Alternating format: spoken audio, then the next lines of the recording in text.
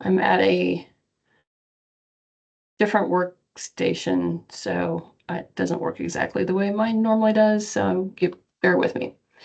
All right, so real quick, on the agenda, so I want to remind everyone, Q4 reporting is due ASAP. If you're a subrecipient, please submit that to Kevin as soon as possible. If you are a jurisdiction with an in-kind commitment and you have not submitted that to me, please send that to me ASAP. I need to get that compiled into Kevin no later than Monday. So just, reminder there. And then the agenda for today, we're going to do just a couple of minutes on a report out from the core team meeting last week. We had a really interesting facilitated discussion.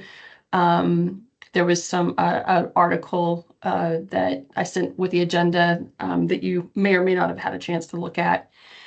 And then the core of the discussion is really going to be on the structure, the framework for the Regional Resilience Code. We need to get moving on that. That's something we've committed to ICC we would have figured out by the end of the year. And then time permitting, MBI is going to talk a little bit about how they're envisioning the technical advisory group is going to kind of take this overall concept and move it forward into a code. And then we'll just kind of touch on upcoming meetings for the rest of this year. So since we're getting ready to launch like really into this project, starting to develop code, and we've got the two advisory groups that are have been established. They are going to start meeting before the end of the month. We took the last core team meeting as an opportunity to just make sure we're all aligned, and by all of us, the core team really are the kind of implementers of this project. Make sure we're all aligned about like the overall goals of this project and where we're headed. And that discussion was facilitated by Barbara Wilson Brown. Barbara Brown Wilson. I always forget. Barbara Brown Wilson. There you go. And she's a faculty member out of University of Virginia. Really amazing background that bridges both building codes and equity. And she really also focuses on helping groups, helping organizations with like theory of change discussion. So she facilitated this discussion, and there'll be a report out of it with some basic recommendations. That's not ready yet. It probably won't be till closer to the end of the month, but I wanted to just share just a couple of things from that meeting. One was that she asked us all to create a slide with a headline, a quote, a statistic, a photo, and this slide was intended to capture if we're at the end of this project and someone's writing an article about what we've accomplished, what would that article be about? And so here's the headlines that the group came up with. I just wanted to share this with you. Won't go through them. You'll have the slide deck, but I think it's really neat, the kind of the vision that the core team has towards what we're going to be able to hopefully accomplish with this project. And the other thing I wanted to share is kind of based on that and the broader discussion about those slides and about our vision.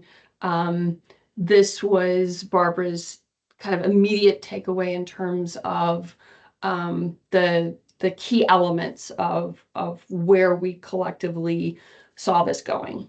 And I know this is a lot of things that are familiar with you, but it really was a great discussion around like how, we need to stay focused on the core purpose of the project, but there's still a lot of elements and a lot of things that we'd like to accomplish here, and we'd like this project to be. So we'll share the final report, the summary report when that's available, but just wanted to share a little bit about what that we'd had that discussion, and the core team's really working hard to, keep the vision of what we're trying to accomplish firm and in alignment as we get ready to launch into things. Jonathan asked me to include this as well.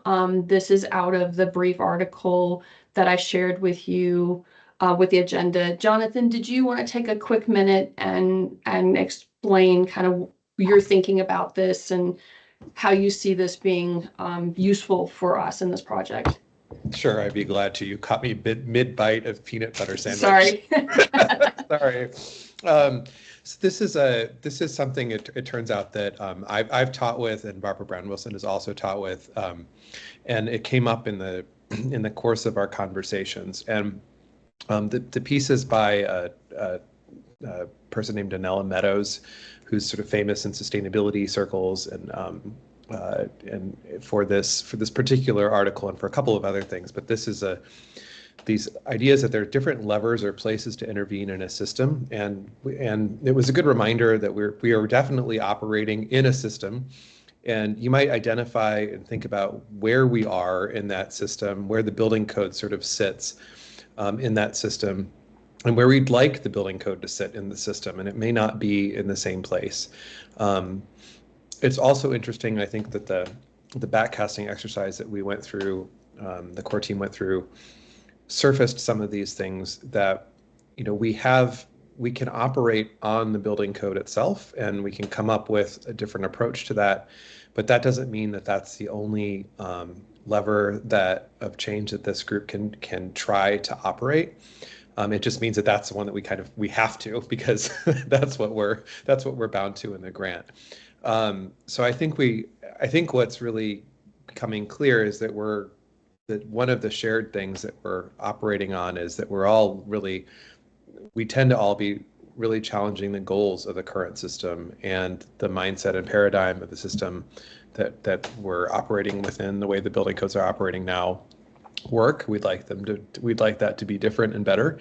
And ultimately that means that we really need to think very differently about what a building code is and does.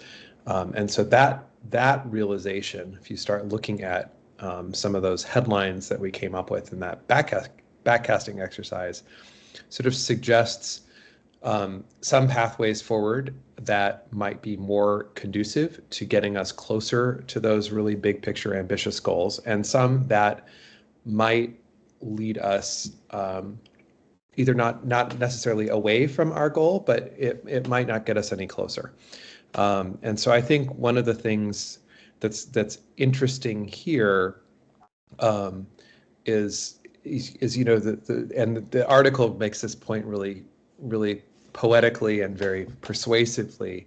But for example, if you're at level 12, which is kind of far away from having a lot of power to intervene in the system, I recognize this in some of the work that I've done on energy modeling and energy code, where the idea is, we'll set a target for energy use at a building level, and we'll measure the existing energy use, and then we'll try to get energy use down. And what I've seen happen since I've started having that, or since that became a focus, is that things like AI pop up out of nowhere, and all of a sudden AI is this enormous energy user. And it's not to say that all the work measuring things was for naught, but that sort of AI thing would be a level 3, 2, or 1 object kind of coming along and really changing the rules that we're operating under, and making the way that we're measuring not terribly relevant to the bigger problem, the bigger picture problem. So that's just a little example from my own personal experience about where to focus and why. And I think that if you have a few minutes to read this, it's a 20 to 30 minute read. I think it will give you some new and interesting perspective into both what we're doing and maybe the organizational context that you're working in elsewhere. So I hope that was semi-clear. Thanks, Jonathan. No, Sure. it's a really good framing because the next thing we're going to launch into is let's talk about the structure for the code. And I think Jonathan's point about this is an opportunity for us to be creative and think outside the box in this discussion is really, really salient. So the way we wanted to approach this, just in part out of respect for everyone's time constraints, is rather than having just a completely open discussion where it's like, all right, you tell us what you want this to look like. We took ideas, feedback, thoughts that various people have generated over the past course of multiple years that we've been working on this project, from envisioning it through the application process to now, and put together a straw man proposal.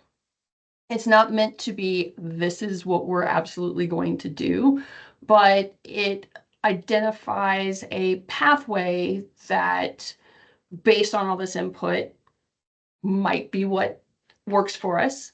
The hope is we can have a pretty robust dialogue around what parts of that work, what parts of it you think maybe don't work, and how we need to modify this to get to that overall kind of framework and structure that we want the code to follow, so that we can then start working on the details. So with that, oh, that's not going to work that way. To go back over here. Oh, you took this out of order. Yes. Oh no, you took the slide out completely.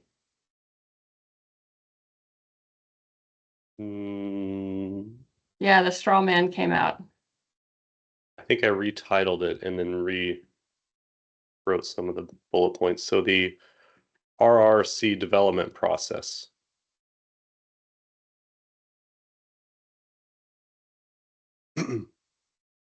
That's hold on.